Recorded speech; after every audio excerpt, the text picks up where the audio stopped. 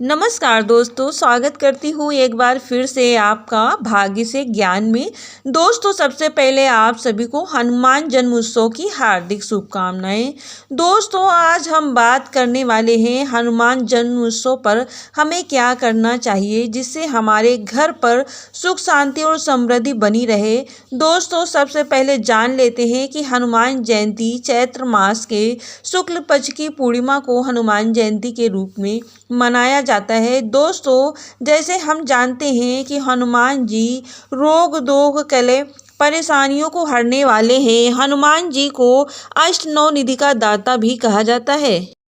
दोस्तों, हनुमान जी का निरंतर जाप करने से, निरंतर याद में रहने से सारे रोग दोग नष्ट हो जाते हैं। रोग दोग कले पीड़ा को हरने वाले हैं हनुमान जी महाराज। दोस्तों, हनुमान चालीसा में ये चौपाई भी लिखी है, नासे रोग हरे सब पीरा और जपत निरंतर रघुबर वीरा।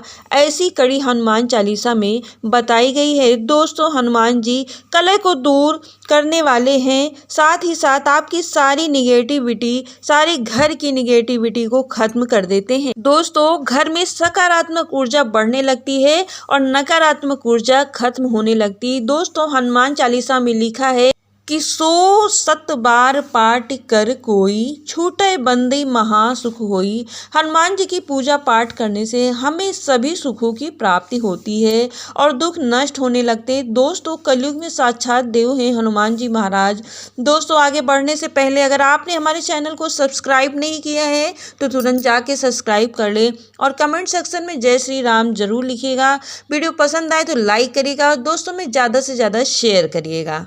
दोस्तों, चलिए आपको बता देते हैं, इस बार 6 अप्रैल 2023 दिन शुक्रवार को हनुमान जन्मोत्सव मनाया जा रहा है। दोस्तों, सबसे पहले बता दें कि हमें हनुमान जी का जन्मोत्सव किस तरीके से मनाना चाहिए। कई लोग अलग अलग उपाय बताते हैं, पर हम आपको कुछ बहुत ही साधारण से उपाय बताएंगे कि जो आप आसानी से घर में कर सकते हैं। दोस्तों, कुछ ऐसा उपाय करने से घर में पूरे साल सकारात्मक ऊर्जा रहती है, घर खुशी और सुख शांति से भरा रहता है। तो दोस्तों, आप एक बहुत ही अच्छी बात मैं आप सभी को बताने जा रही हूँ, ध्यान से सुनिएगा। अगर आप चाहते हैं कि आपके घर में सुख शांति समृद्धि और रोग दोग गरीबी कलह न हो तो आप हनुमान जी को जो सबसे प्रिय है उसी को घर में लाकर रख दें। अब आप सभी जानते ही होंगे कि श्री हनुमान जी महाराज को, हनुमान जी को हमारे सबसे ज़्यादा प्रिय क्या चीज़ है। जैसे आप सब जानते हैं कि हनुमान जी को जो सबसे ज़्यादा प्रिय है वो है सीताराम जी, भगवान श्री रामचंद्र भगवान, माता सीता, जो कि अपने हृदय में ही उनको बसाए हुए हैं। तो अगर आप श्री रामचंद्र भगवान और माता सीता की कोई भी फोटो या कोई भी तस्वीर राम दरबार घर में रखते हैं तो हनुमान जी की कभी भी उस घर से, हनुमान जी कभी उस घर से कभी नहीं जाते। श्री रामचंद्र भगवान और माता सीता जिस घर में होती हैं उस घर की चौखट पर हनुमान जी निवास करते हैं, उनका सदैव निवास रहता है। कहा जाता है जिस घर में श्री रामचंद्र भगवान और माता सीता को स्थान दिया जाता है, घर का मुखिया बनाया जाता है, राम दरबार घर में रखा जाता है,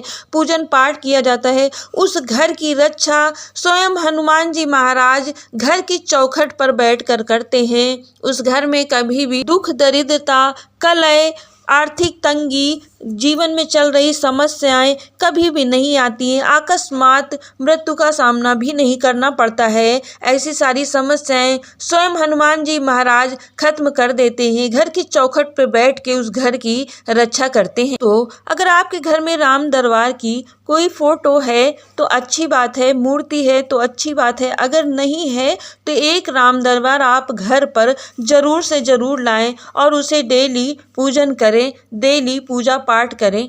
हनुमान जी की कृपा आप पर सदैव बनी रहेगी। भूत प्रेत निवास कभी नहीं होगा, कलह नहीं होगा और ना ही साथ ही आपको भगवान श्री रामचंद्र माता सीता का भी आशीर्वाद मिलता रहेगा। दोस्तों, आप जानते हैं कि हनुमान जयंती को हमें कैसे पूजा करनी चाहिए। दोस्तों, सबसे पहले सुबह नहा धोकर स्वस्थ चित्त होकर लाल या पीले रंग का वस्त्र पहनकर हनुमान जी की मूर्ति या फोटो की और किसी चौकी पर स्थापित कर लेना चाहिए और जनेऊ, नारियल, धूप, दीप, फल, रामचरितमानस की किताब या हनुमान चालीसा जैसी कोई किताब या सुंदरकांड की कोई भी किताब रख लेनी चाहिए। वैसे तो हनुमान जी को मीठे चूरमे का भोग लगाना चाहिए या बूंदी का भोग लगा सकते हैं, ना मिले तो लड्डू, मोतीचूर के लड्डू का भी भोग लगा सकते हैं। और अगर वो भी ना हो सके तो इलायची के दाना और चने का भोग लगाएं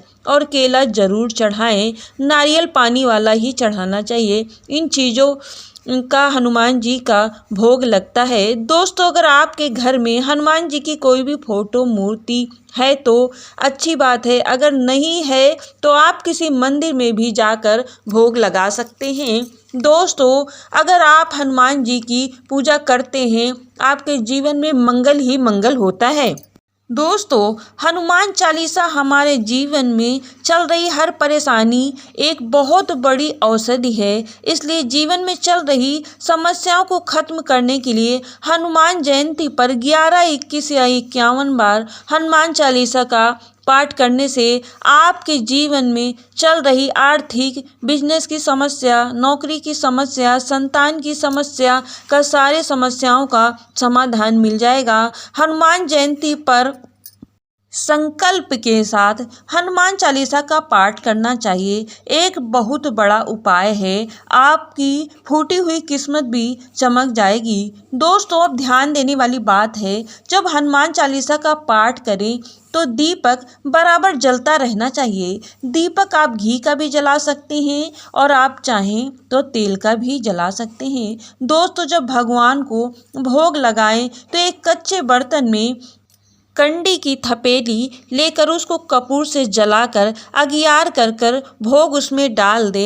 अग्नि देवता ये भोग देवताओं तक की पहुंचाने का कार्य करते हैं और आपके द्वारा दिया गया हुआ भोग स्वीकार हो जाता है। दोस्तों, हमेशा ध्यान रखना, जब भगवान का भोग चढ़ाएं तो प्लास्टिक या कांच का बर्तन नहीं होना चाहिए। स्टील, तांबे का बर्तन का ही यूज आपको करना चाहिए। दोस्तों, एक ध्यान देने वाली बात, जब आप हनुमान जी महाराज का भोग लगाएं तो सीताराम सीताराम का जाप मन ही मन करना चाहिए। ऐसे में भगवान प्रसन्न होकर आपके द्वारा दिए गए हुए भोग को स्वीकार कर लेंगे।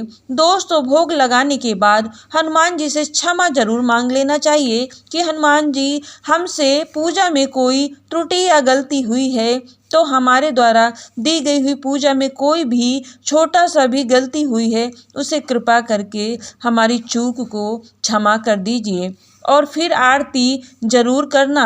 हवन अगियार करने के बाद दोस्तों, हनुमान जयंती पर आरती करना बहुत ही उत्तम माना जाता है। दोस्तों, हनुमान जयंती पर दान करना भी बहुत ज़्यादा शुभ माना जाता है। जैसे वस्त्र, फल का दान, अन्न का दान, वस्त्र का दान, पीला, नारंगी, लाल रंग का ही वस्त्र दान में देना चाहिए, क्योंकि ये रंग हनुमान जी को बहुत अधिक प्रिय हैं। और जिस फल का दान दे रहे हैं वह फल उस दिन नहीं खाना चाहिए और आप लड्डू, चूरमे का दान भी दे सकते हैं। दोस्तों, जब हम ये सारे कार्य करते हैं तो हनुमान जी की कृपा हम पर होने लगती है। दोस्तों, अगर आपसे ये सब कुछ करने के योग्य नहीं है तो आप मन से ही हनुमान चालीसा का पाठ कर लें, यह काफ़ी होगा। हनुमान जी भाव के भूखे हैं, आप हृदय से नाम जाप करें, यकीन मानिए आपके दिन बदलने लगेंगे, देर नहीं लगेगी, किस्मत आपकी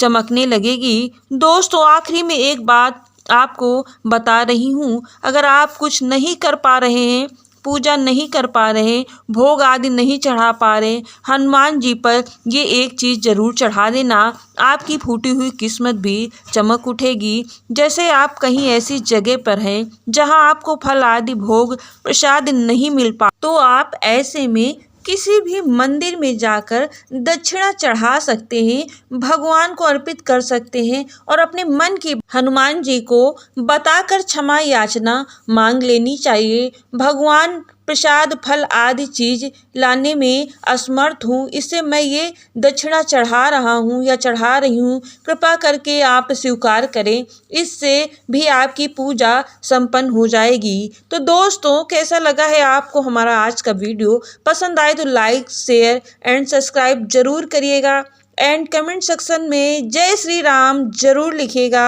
तब तक के लिए नमस्कार। अपने आप करके ख्याल और अपने आप से करे ढेर सारा प्यार।